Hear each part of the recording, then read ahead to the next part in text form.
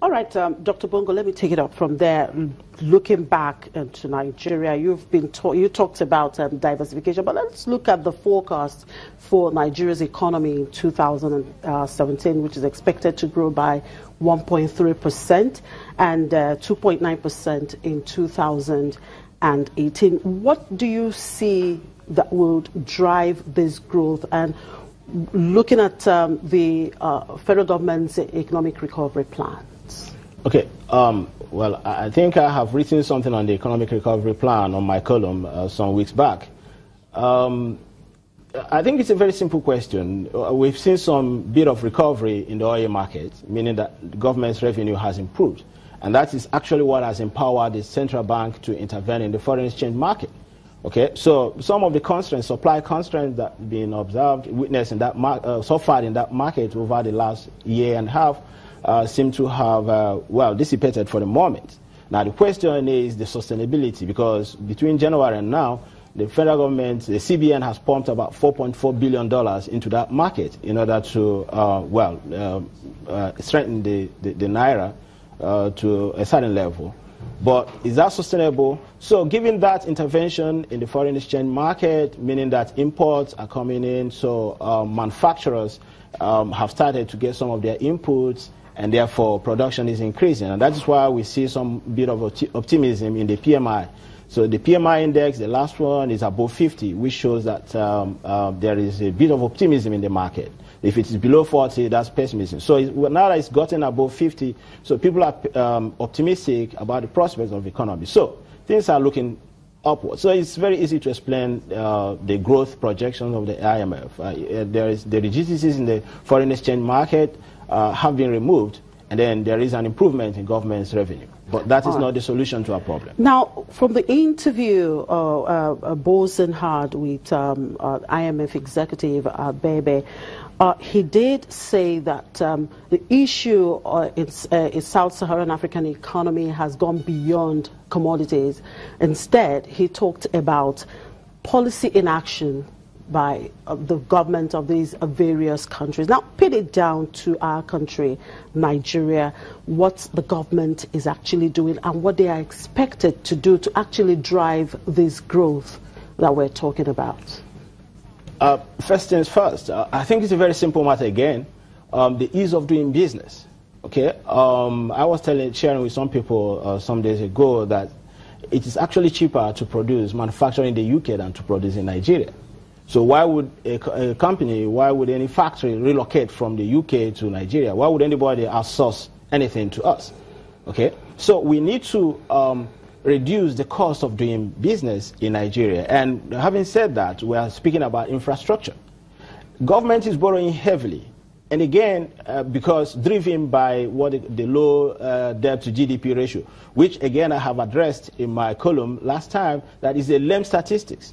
We cannot use that as a guide at all, because if we do that, we mess things up. Because there are countries that have racked up very high debt to GDP ratios, 300%, like China, the United States is about 250%. Yet they're not doing badly. So meaning that the debt to GDP ratio is not what any country should go by. Instead, we should focus on interest payment to revenue. Okay, that is gives a clearer picture. Right now, that is going up because of government's crowding out effect, because they're looking for money to fund the deficit that we're having in the budget. So as that happens, again, the debt profile keeps rising, the cost of business. But what I'm saying in effect is that the money that government is borrowing, should be funneled towards infrastructure development. So they can improve power.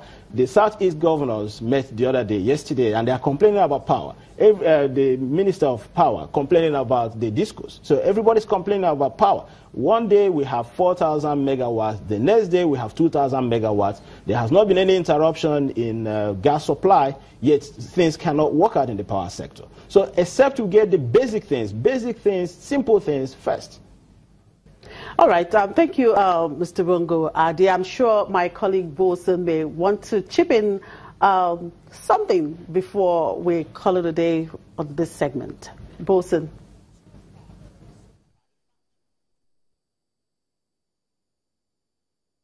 Dr. Bongo, if you look at the informal economy, it's also highlighted in the report that is being launched in Abuja today and is being discussed also in Dakar, Senegal.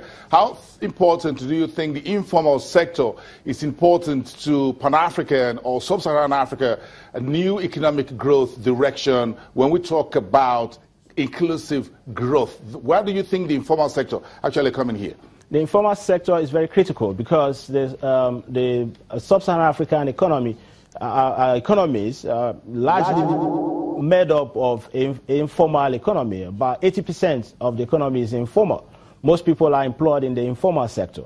So what policies do we need to drive growth in that sector? But that we'll be talking about formalizing the sector. Let's take Nigeria, for instance. We've seen the CBN cashless policy, okay, that was quickly withdrawn. Of course, when we look at that, it's a policy that was never intended to go anywhere because our economy is largely informal. So you cannot restrict people's handling of cash because once you do that, you limit transactions in the informal economic sector. So government needs to come up with pro-poor inclusive policies to support activities in that sector. All right. Finally, and just a quick one, what's your outlook? We're expecting the GDP Dr. numbers to come out. Yeah, what's your outlook? I think, first, Nigeria still remains a heaven of opportunities. So I don't want to go down the road of pessimism. There are so much unharnessed opportunities. Richard Quest was here last week or 2 weeks ago, and he said that Nigerians are thriving in spite of the government.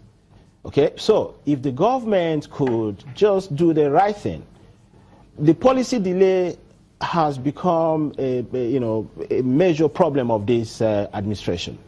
So policy flip-flops, delays, if they can be consistent, and I think that is one of the recommendations the IMF report that came out today gave. There is need for consistency. Okay. All right. Thank you very much, Dr. Adi. It's been a wonderful conversation.